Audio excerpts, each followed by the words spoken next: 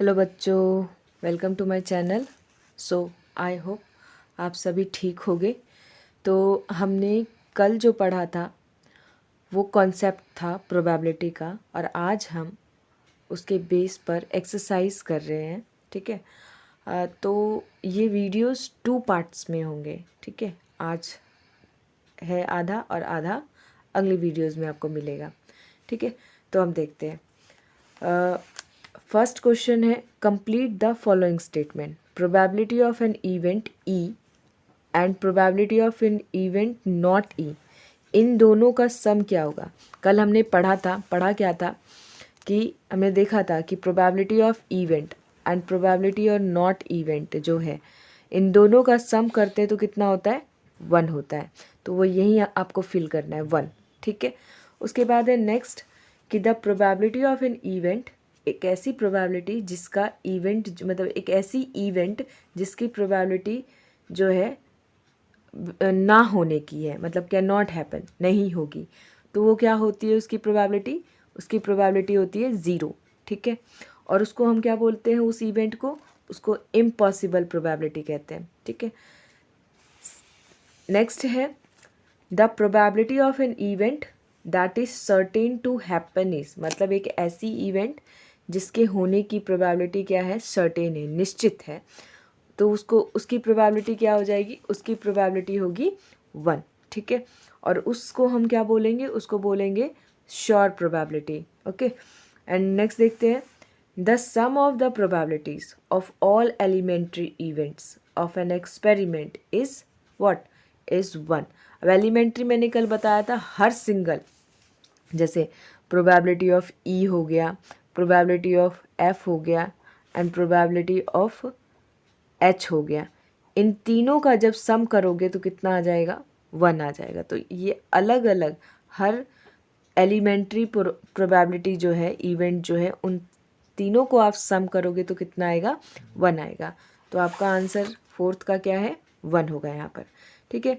Fifth में है the probability of an event is greater than, मतलब एक प्रोबेबिलिटी जो होती है किसी भी इवेंट की, वो बड़ी होती है और बराबर होती है किससे, 0 से। यहाँ पे 0 करोगे आप फिल। एंड लेस देन और इक्वल्स टू, और छोटी होती है और बराबर होती है किसके, 1 के। कल हमने ये चीज़ पढ़ा था, ये चीज़ है, ये बेस्ड है आपका इस कॉन्सेप्ट पे। ठीक है। तो फर्स्ट ब्लैंक में आपका क्या आएगा, 0 आएगा, और सेकंड ब्लैंक में क्या आएगा आपका 1 आएगा। सेकंड क्वेश्चन देखते हैं। इसमें पूछा गया है कि जो एक्सपेरिमेंट 4 आपके सामने दिए गए हैं वो इक्वली लाइकली है ये नहीं। ठीक है, इक्वली लाइकली है ये नहीं। तो अब ये बताओ कि फर्स्ट में बोला जा रहा है कि a driver attempt to start a car, एक ड्राइवर है जो कार को स्टार्ट करना चाह रहा है, तो कार स्टार्ट होगी और डज नॉट स्टार्ट, नहीं भी होगी। तो इसमें कितनी प्रोबेबिलिटी है, हो सकता है हो जाए और ना भी हो। तो इसमें आप इक्वली लाइकली नहीं कह सकते, इसमें हर पर्सन टू पर्सन क्या कर जाएगा, इसमें प्रोबेबिलिटी वेरी कर जाएगा। ठीक है, तो ये इक्वली लाइकली नहीं है। इसके बाद है a player attempt to shoot a basketball, एक प्लेयर है जो बास्केटबॉल को शूट कर रहा है, अटेम्प्ट कर रहा है शूट करने की, और शी ही मतलब दोनों हैं, फीमेल और मेल, शूट और मिसेज द शॉट। मिसेज मतलब मिस कर जाते हैं, चूक जाते हैं, बॉल को शूट नहीं कर पाते हैं। तो इसमें क्या चांसेस है, प्रोबेबिलिटी इक्वली लाइकली होगी, हो सकता है कर दे, लड़कियां कर दे। 2 पर्सन बोले, वो मान लो मैं कहूँ कि लड़की कर देगी, शूट कर लेगी बास्केटबॉल को, हो सकता है जब वो करेगी तो हो जाएगा, आप भी कहोगे तो शायद वो हो जाएगा। तो ये चांसेस उस पर्सन पे डिपेंड कर रहा है। ठीक है, ये पर्सन पे डिपेंड कर रहा है कि वो करेगा ये नहीं करेगा, तो ये इक्वली लाइकली नहीं है। ठीक है। थर्ड है a trial is made to answer a true false question, the answer is right और रॉन्ग। अब ट्रू फॉल्स क्वेश्चन है, तो मान लो आपके पास क्वेश्चन है ट्रू फॉल्स का, जिसमें 5 क्वेश्चंस दिए हुए हैं, और जिसमें से कि फिक्स है, मेरे लिए भी फिक्स रहेगा 5 क्वेश्चन और आपके लिए भी फिक्स रहेगा 5 क्वेश्चन। तो जो 5 क्वेश्चन है, मान लो उसमें से 2 ट्रू हैं और 3 फॉल्स हैं, तो वही चीज़ आपके लिए भी 2 ट्रू और 3 फॉल्स रहेंगे ना। तो ये तो फिक्स हो गया, आपके लिए भी मेरे लिए भी फिक्स हो गया, ये तो ट्रू फॉल्स का क्वेश्चन ना, उसका आंसर ट्रू या फॉल्स है, राइट और रॉन्ग है आंसर उसका, ये तो आपके लिए भी फिक्स है और मेरे लिए भी फिक्स है, क्योंकि वो 5 ही है नंबर, 5 ही आपके पास क्वेश्चन है। तो ये क्या है, इक्वली लाइकली आउटकम्स होंगे इसके, आपके केस में भी और मेरे केस में भी सेम प्रोबेबिलिटी आएगी इसकी। इसके बाद है 4, अ बेबी इज़ बॉर्न, एक बेबी है बॉर्न होगा, अगर एक बेबी बॉर्न होता है, ये तो वो बॉय होगा, ये तो लड़का सॉरी गर्ल होगा, तो ये आप भी कैसे प्रिडिक्ट कर सकते हो, मैं भी प्रिडिक्ट कर सकती हूँ, ये तो बॉय ये तो गर्ल, फिक्स है ये, इन दोनों की क्या है चांसेस, इसके अलावा तो कोई चीज़ और नहीं है यहाँ पर दी गई है इस क्वेश्चन में, बॉय और गर्ल के अलावा बॉय और गर्ल ही है, इन दोनों में से कोई एक ही है। जैसे हेड और टेल का मैंने आपको कॉन्सेप्ट के टर्म में जब हम कॉन्सेप्ट कर रहे थे तो बताया था मैंने, जब आप एक कॉइन को टॉस करते हो तो ये तो हेड आएगा ये तो टेल आएगा, इन दोनों की प्रोबेबिलिटी हाफ हाफ होती है, ये आपके लिए भी है और मेरे लिए भी सेम है, सेम यहाँ पे भी बॉय और गर्ल की प्रोबेबिलिटी भी सेम इसी तरह से होगी, तो ये भी इक्वली लाइकली आएगा आपका, ठीक है। थर्ड में क्या है, why is tossing a coin considers to be a fair way of deciding which team should get the ball at beginnings of a football game, मतलब ये क्वेश्चन है आपके समझने के लिए, अंडरस्टैंडिंग के लिए, एज सच ये एग्ज़ाम में नहीं आएगा, समझ लो बस। इसमें बोला गया है कि कोई भी फुटबॉल गेम या कोई भी गेम स्टार्ट करने से पहले क्यों कॉइन को टॉस किया जाता है, और जो हम टॉस करते हैं कॉइन को तो उसको फेयर वे डिसाइड, मतलब उसको एक निष्पक्ष रूप से हम डिसीज़न क्यों मानते हैं, उसमें कोई गलती क्यों नहीं होती है, इसीलिए मतलब जब हम कॉइन को टॉस करते हैं तो उसमें कोई मिस्टेक्स नहीं है, कोई चालबाजी नहीं होती है कि कुछ भी उसमें हम घपला करके अपनी पारी ले ले खेलने की, ऐसा तो नहीं होता है, फेयर प्रिडिक्शन देता है, वो डिसाइड करता है कि कौन सी टीम खेलेगी। तो ये क्यों होता है, बिकॉज जब हम टॉस करते हैं कॉइन को, when we toss a coin, the outcomes जो आएगा आपके पास वो हेड और टेल आएगा, और हेड और टेल जब आप एक बार टॉस करते हो कॉइन को, हेड और टेल आएगा, और आपको बताया मैंने 50-50% ही होगा, तो 50% फर्स्ट खिलाड़ी खेलेगा, मतलब फर्स्ट टीम खेलेगी, या तो 50% सेकंड टीम का होगा, तो दोनों का हाफ हाफ चांसेस है, हाफ हाफ चांसेस है।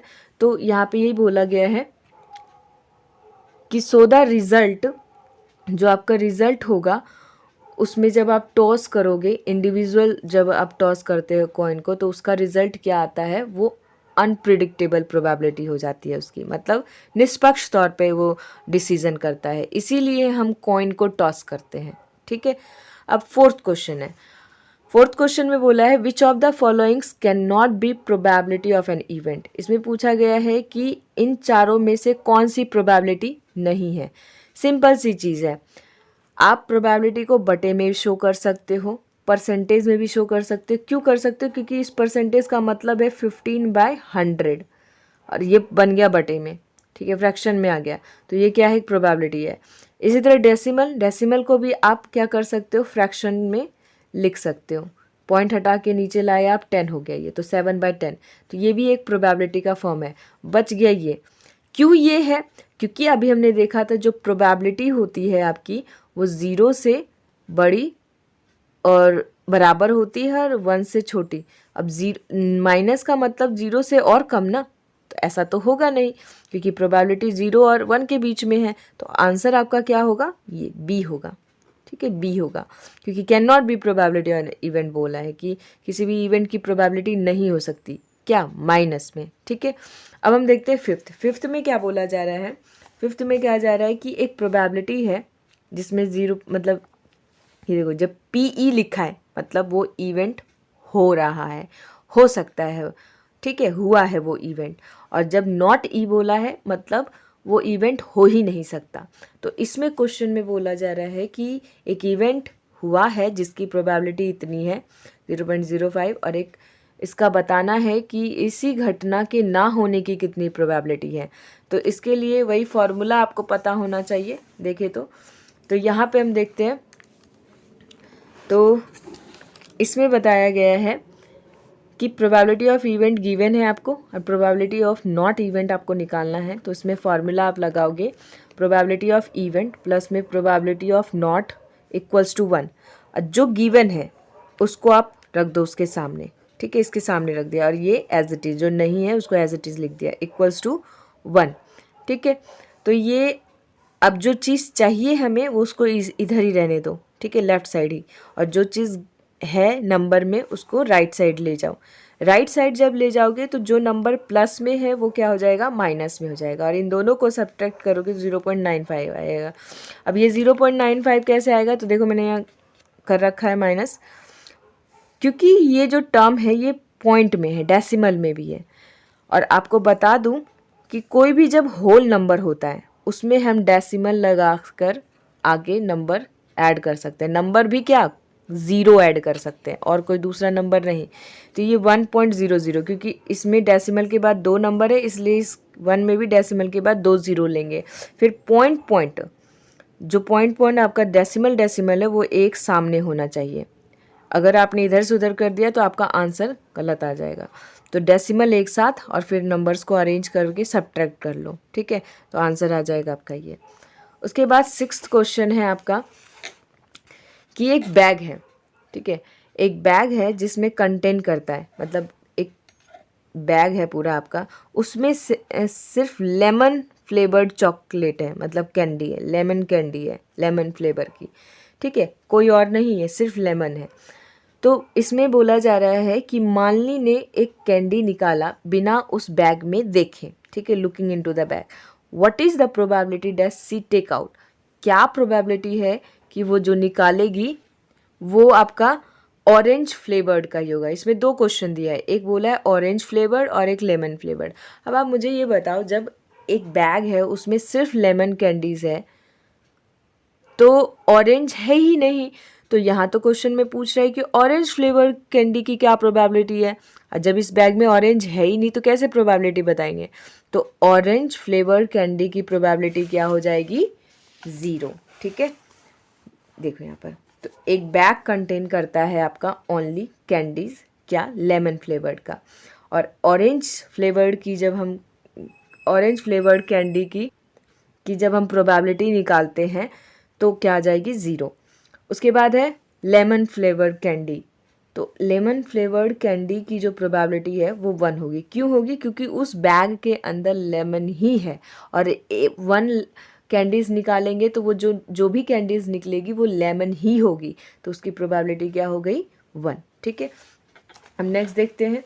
नेक्स्ट 7th क्वेश्चन में बोला जा रहा है आपके पास कि it is given that in a group of 3 student, कि एक ग्रुप है, उस ग्रुप में टोटल 3 स्टूडेंट हैं, ठीक है, उस 3 स्टूडेंट में 2 स्टूडेंट ऐसे हैं जिनका बर्थडे जो है सेम डेट पर नहीं आता है, तो उसकी प्रोबेबिलिटी गिवन है 0.992, मतलब 2 स्टूडेंट के बर्थडे सेम डेट पर नहीं आते हैं, उसकी प्रोबेबिलिटी गिवन है आपको, प्रोबेबिलिटी गिवन है, ये चीज़ क्या है, प्रोबेबिलिटी, यहाँ बोला है ना प्रोबेबिलिटी, तो ये प्रोबेबिलिटी है आपकी।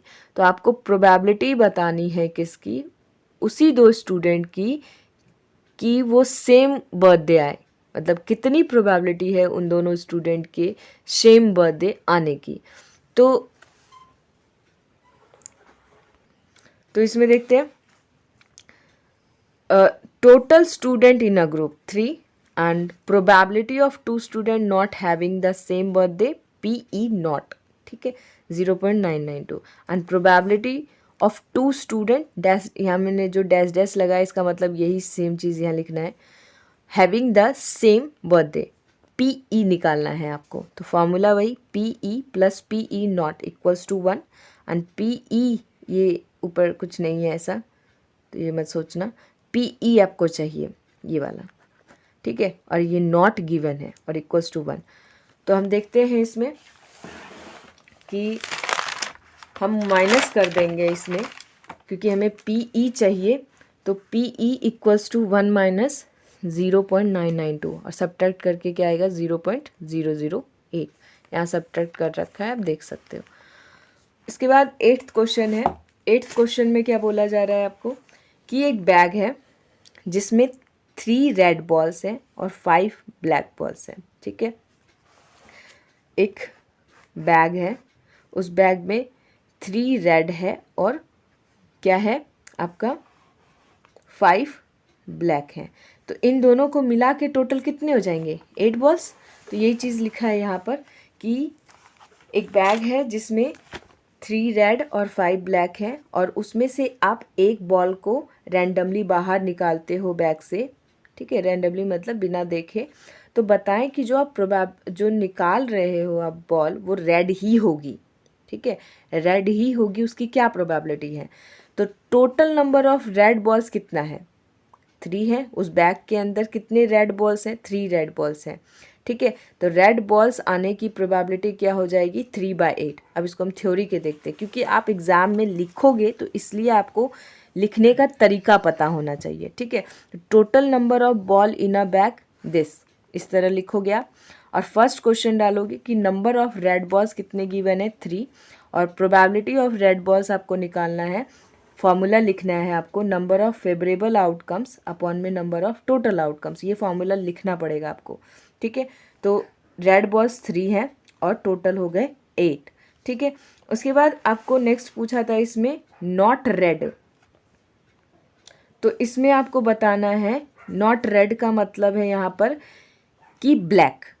नॉट रेड, रेड तो 3 है, अब ये 3 नहीं होंगे तो कितने हो गए 5 हो गए और नॉट रेड का मतलब यहाँ पे क्या है ब्लैक से है।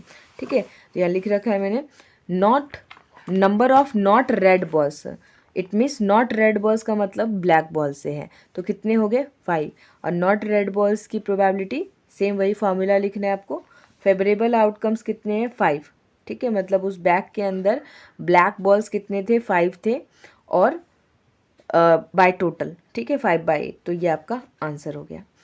अब 9th क्वेश्चन में क्या है, 9th क्वेश्चन में बोला जा रहा है कि एक बैग है, सेम उसी तरह इसमें बॉक्स ले लिया है, सेम 8th क्वेश्चन की तरह ही है, सिमिलियर है।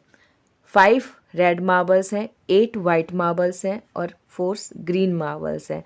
इन तीनों को जब आप ऐड करोगे तो आपके पास टोटल आ जाएगा। तो आप देखो total number of marbles in a box, एक बॉक्स में टोटल नंबर ऑफ मार्बल्स कितने हैं 5 रेड 8 वाइट और 4 ग्रीन है। इन सबको ऐड करोगे तो कितना होगा 17 होगा।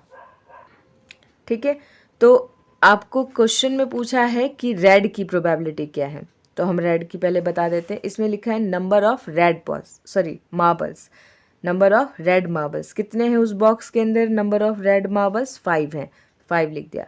तो प्रोबेबिलिटी आपको रेड की पूछिए तो same formula number of favourable outcomes upon में नंबर ऑफ टोटल आउटकम्स। उसके बाद आपको कितने रेड बॉल्स हैं 5 रेड बॉल्स हैं और टोटल कितने हैं 17 है। जब आप तीनों को ऐड करोगे तो आपका 17 होगा। तो 5/17 इज योर आंसर रेड की। ठीक है, सेकेंड है इसमें वाइट बॉल्स की। ठीक है, तो वाइट बॉल्स में सेम उसी तरह लिखेंगे number of white balls, sorry marbles कितना है 8 और इसका प्रोबेबिलिटी निकालोगे तो क्या आ जाएगा 8/17। थर्ड है नॉट ग्रीन। अब सेम इसमें भी आया था 8th में नॉट रेड, तो हमने क्या कंसीडर किया था नॉट रेड का मतलब ब्लैक। अब यहाँ पे नॉट ग्रीन है, ग्रीन कितने हैं इसमें इस बॉक्स में 4 है, तो इस 4 को कट कर दो तो बचे कितने 8 और 5। तो नॉट ग्रीन में आपका रेड और वाइट दोनों आ जाएगा। ठीक है, तो इसमें देखते हैं। तो number of not green marbles red plus white कितने हो गए 30, इन दोनों को मिलाकर। ठीक है, 5 + 8 तो 13 हो गए। तो नॉट ग्रीन की प्रोबेबिलिटी हो जाएगी number of favourable outcomes upon में number of total outcomes 13/17 and it is your answer. तो 9th क्वेश्चन हो गया है। अब नेक्स्ट क्वेश्चन है हमारा 10th। ठीक है, तो इसमें क्या कह रहा है अ पिगी बैंक कंटेन 100 पैसे कॉइन्स 50 रुपीज़ 1 कॉइन्स मतलब 1 रुपीज़ का 50 कॉइन्स है, 2 रुपीज़ का कॉइन्स 20 है और 10 जो है 5 रुपीज़ कॉइन्स है। मतलब कहने का है कि आपके पास 50 पैसे कॉइन्स जो है वो 100 हैं, 100। 50 पैसे का कितना कॉइन्स है आपके पास? 100 कॉइन्स है। 1 रुपीज़ जो आप देखते हो वो कितने कॉइन्स है? 50 कॉइन्स है। और 2 रुपीज़ जो कॉइन्स है कितने कॉइन्स है? 20 कॉइन्स है। और 5 रुपीज़ जो कॉइन्स है वो कितने हैं? 10 कॉइन्स हैं। तो इन टोटल को मिला के कितने हो गए? 180 कॉइन्स। तो ये कह रहे हैं कि एक पिगी बैंक है जिसमें इतने सारे कॉइन्स हैं, तो टोटल कॉइन्स हो गए 180। ठीक है, आगे हमें बोला जा रहा है कि if it is equally likely that ones of the coins will fall out when the bank is turned upside down. मतलब जब आप बैंक को शेक करते हो, हिलाते हो, तो उसमें से आपको एक कॉइन बाहर निकालना है जो कि क्या होगी? इक्वली लाइकली होगी। यदि है तो, if it is equally likely, मतलब अगर इक्वली लाइकली है तो एक कॉइन्स को निकालो। ठीक है, तो बताइए कि उस कॉइन्स की क्या प्रोबेबिलिटी होगी जो आप निकालोगे वो 50 पैसे की कॉइन्स होगी। मतलब आपसे पूछा जा रहा है 50 पैसे के कॉइन्स की प्रोबेबिलिटी। अब आपको ये पता होना चाहिए 50 पैसे के कॉइन्स कितने हैं आपके पास? 100 है। तो 100 कॉइन्स है टोटल 50 के। तो आप यहाँ पे लिखोगे कि नंबर ऑफ 50 पैसे कॉइन्स कितने हो गए? 100। ठीक है, टोटल वगैरह इस तरह आपको लिखना होगा क्योंकि लिखने के ही इसमें ज़्यादा मार्क्स मिलेंगे आपको। तो 50 पैसे कॉइन्स की probability, number of favourable outcomes और नंबर ऑफ टोटल आउटकम्स। ठीक है, इसको आगे देखें तो इसमें आपको बताना है 100/180, क्योंकि 150 पैसे कॉइन्स थे। 50 पैसे के कितने कॉइन्स थे? 100 कॉइन्स थे और टोटल 180 था। तो 0 से 0 कट हुआ और 10/18 2 के टेबल में आता है। 2 5 ज़ा 10 एंड 2 9 ज़ा 18। तो 5/9 is your probability. Second question जो है इसका, इसमें बोला जा रहा है कि will not be 5 rupees coins. मतलब आपको बताना है विल नॉट बी ₹5 कॉइन्स। मतलब जो आपको प्रोबेबिलिटी बतानी है कि 5 रुपये का कॉइन्स ना हो, इसकी प्रोबेबिलिटी बतानी है। हमने 9th और 8th क्वेश्चन इसी तरह किया था जिसमें नॉट करके पूछा था। तो जब नॉट बोला है तो मतलब उसको छोड़ दो। ठीक है, उसको छोड़ दो, बाकी जो है उनको ऐड कर लो उसमें। तो इसमें भी यही होगा कि number of not be 5 rupees coins अगर बोला है आपको, उसकी प्रोबेबिलिटी बोला है, तो नंबर ऑफ नॉट बी या 5 रुपीज़ कॉइन्स, जिसमें कि आपका 50 पैसे का कॉइन्स आ जाएगा, 1 रुपीज़ और 2 रुपीज़ का आ जाएगा। ये तीनों को ऐड करोगे तो 170 होगा। ठीक है, प्रोबेबिलिटी निकालोगे तो 170 अपॉन में 180 कट के रिड्यूस होके 17/18 हो जाएगा। अब नेक्स्ट क्वेश्चन 11th है जिसमें कि आपसे पूछा जा रहा है कि एक गोपी है, व्यक्ति का नाम है, जो कि एक फ़िश शॉप से एक एक्वेरियम जो है बाय करता है, ख़रीदता है शॉपकीपर से। और शॉपकीपर जो है उसमें से एक फ़िश को रैंडमली बाहर निकालता है। ठीक है, अब वो जो फ़िश निकाला है वो मेल ही होगी, इसकी प्रोबेबिलिटी बतानी है। सबसे पहली बात तो इस एक्वेरियम में कितने फ़िश हैं? तो 5 मेल फ़िश है और 8 फीमेल फ़िश है। तो आप इसको कैसे लिखोगे? इसको लिखने का तरीका है total number of fish in a tank. ठीक है, total number of a fish in a tank कितने हो गए? 5 मेल प्लस 8 फीमेल, तो 13 फ़िश हो गए टोटल आपका। तो नंबर ऑफ मेल पूछा है, तो number of male fish equals to 5। ठीक है, और आपका मेल फ़िश की probability number of favourable outcomes upon में टोटल आउटकम्स करोगे तो 5 मेल था और टोटल 13 था, तो 5/13। तो ये आंसर है। 11 क्वेश्चन आज हमने किया है। नेक्स्ट वीडियो में हम आगे के क्वेश्चंस कर लेंगे कंप्लीट। ठीक है, सो आज के लिए इतना ही। Thank you for watching.